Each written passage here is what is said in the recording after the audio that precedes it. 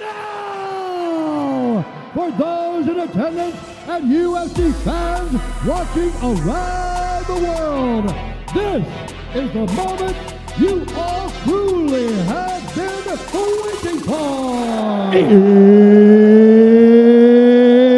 It's time!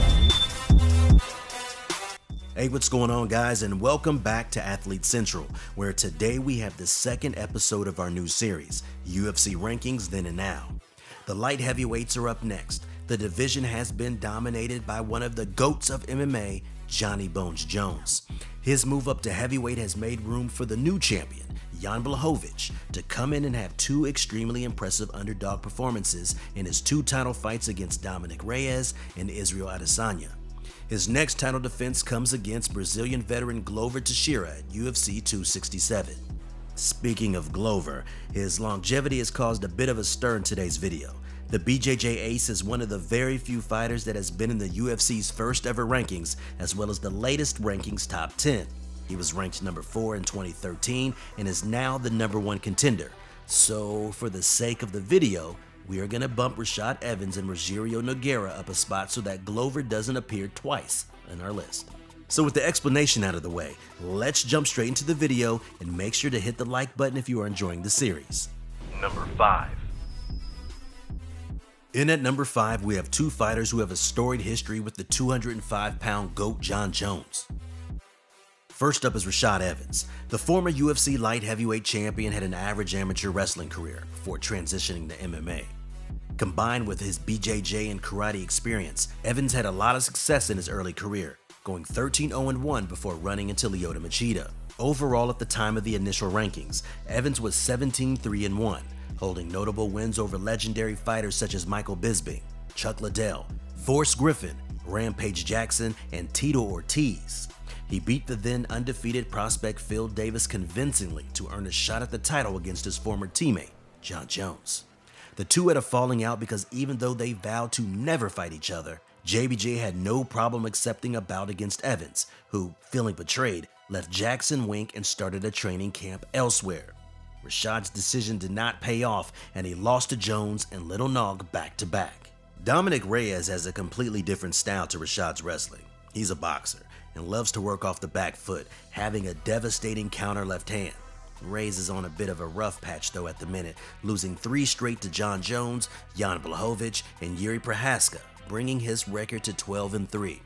His wins aren't as impressive as Rashad's either. A washed Chris Weidman, 205-pound Cannonier, OSP, and a split decision victory against Volkan Oezdemir that many considered to be a robbery.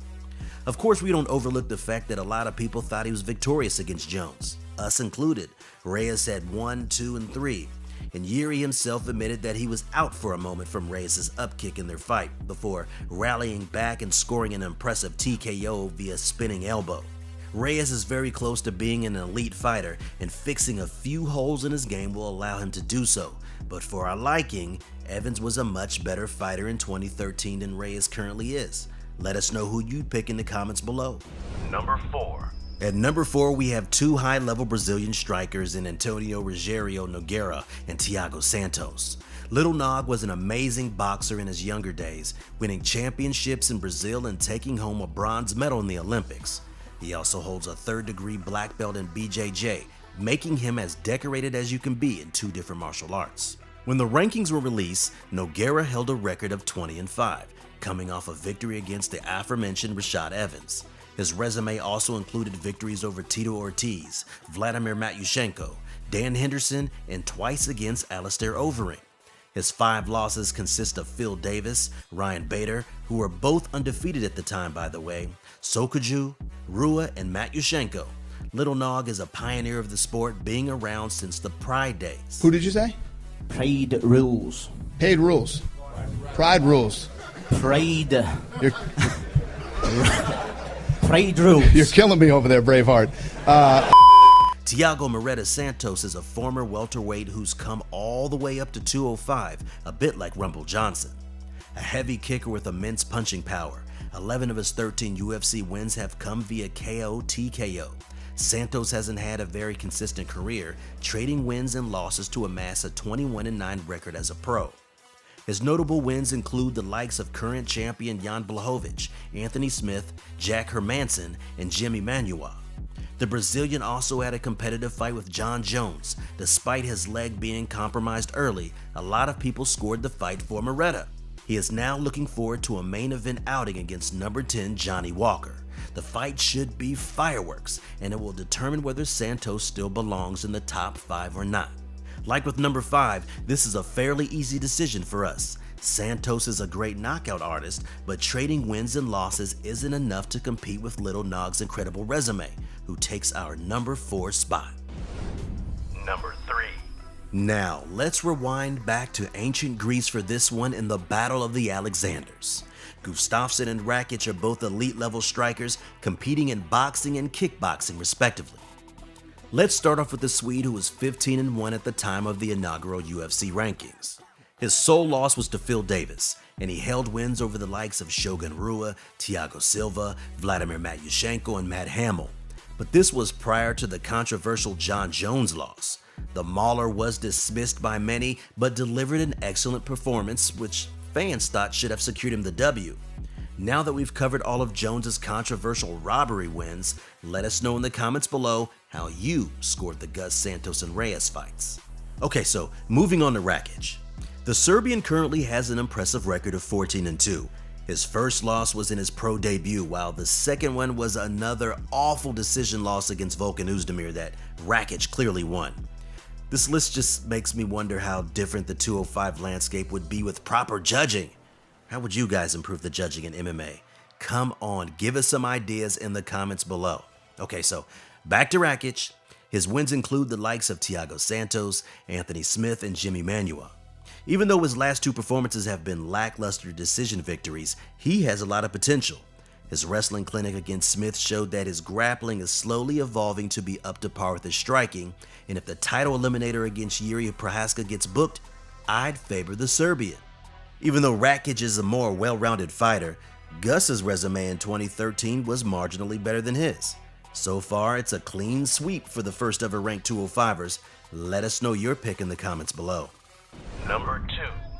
Next up at number 2, we have a couple of fighters with very unique styles, Lyoto Machida and Jiri Prochazka.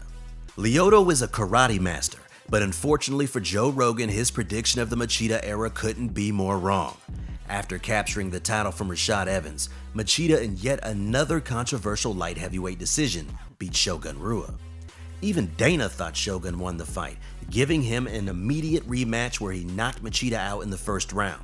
Lyoto then went 2-2 before the inaugural rankings came out, bringing his record to 18-3 with wins such as Bader, Thiago Silva, and Tito Ortiz. Jiri Prochazka is one of the most unorthodox fighters on the roster, fighting hands down with explosive knees, spinning elbows, and purely power shots. Click the link below to check out our list on the top 5 unorthodox fighters in the UFC. Jiri is the former Rizin champion with a record of 28-3-1, with wins over Volkan Oezdemir, Dominick Reyes, and current Bellator champion Vadim Nemkov. Prochazka has been on an insane 13-fight win streak, and the only realistic fights for him at the minute are Rakic or a title shot. This is probably the most difficult decision on our list. Machida has a better resume, but in 2013 he was 2-3 in the last 5, while Jiri on that 13-fight win streak, So we're gonna have to go with the man from the Czech Republic. Number 1. We now move on to 2 proven legends of the sport, as tough as they come, Hendo and Glover. Dan was an Olympic wrestler with a bomb of a right hand. You might have seen some of the Bisping KO memes. That's it! Damn! Hendo was devastating in his prime, dominating in Pride, Strikeforce, and the UFC. He amassed a record of 29-8 by 2013, beating Shogun Rua, Vitor Belfort, Wanderlei Silva, the aforementioned Mike Bisping, and of course, the legendary Fedor Emelianenko. His 4-fight win streak at the time gave him the chance to fight Jon Jones for the belt, but a knee injury robbed him of that opportunity. At 41 years of age, Glover Teixeira has had one of the most heartwarming career comebacks of recent times. The Brazilian has won 5 straight, with 4 finishes on his way to a title shot at UFC 267. His current record stands at 32-7 with victories over Thiago Santos, Anthony Smith, Nikita Krylov, and Ryan Bader being among his impressive victories. Later, Glover has been giving up the early part of the fight and tiring his opponents to rally in dominant fashion, an evolution in his game thanks to the vast experience he has garnered throughout his 9 years with the UFC. It pains me to say that this was an easy decision because Glover is a very likable fighter, but Henderson's resume in 2013 was hands down better than the Brazilian's. Vote for who you think should take this spot in the comments below. Alright, so we are down to the champions, the GOAT Jon Jones against the Polish beast Jan Blachowicz. In 2013, Jones was looking unstoppable, a record of 17-1 with the loss being the notorious DQ against Matt Hamill for those illegal elbows. Jones dominated every fight, leaving no doubt in the eyes of fans every time he stepped into that octagon. Things have changed nowadays, but it's 2013 we're talking about. JBJ was coming off his 4th title defense against Vitor Belfort, adding the Brazilian's name to the list of Rashad Evans, Lyoto Machida, Rampage Jackson, Shogun Rua, Vladimir Matyushenko, and Ryan Bader, all of whom he dispatched with relative ease. Much like Glover, Jan Blachowicz has had a heartwarming comeback as of late.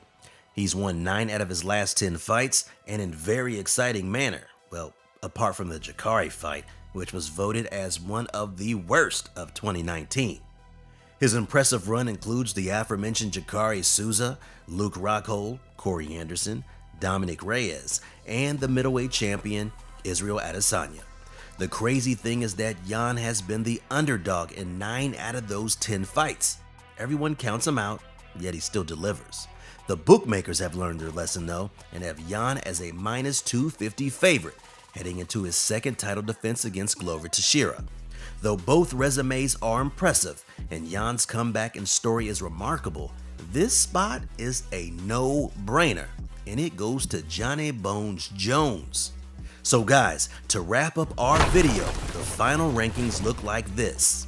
Boom, champion, Jon Jones, Dan Henderson, Jiri Prochazka, Aleksandar Gustafsson, Rogerio Noguiera, Rashad Evans. Okay, so only 1 from our current rankings, and even that is debatable with 5 fighters from the inaugural rankings. Let us know in the comments whether you agree with our picks. Make sure to like and subscribe if you haven't already, and thank you very much for watching. Until next time.